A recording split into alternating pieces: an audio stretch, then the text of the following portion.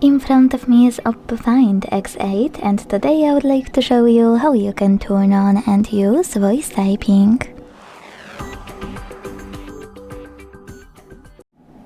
Begin by launching your keyboard and clicking on microphone at the top right corner. Then hit while using the app and start typing. As you can see, voice typing is on. If you want to stop, you can pause or click on the same microphone. You can also turn on the microphone and click on tiny icon right next to it. Then hit next, select done, and enjoy using voice typing from this little toolbar. You can hold it and move it around. If you want to delete your text on the go, use this button with an X.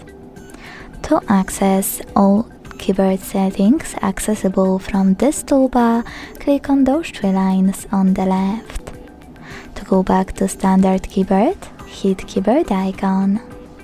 Thanks so much for watching. If you enjoyed this video, leave a like, comment and subscribe.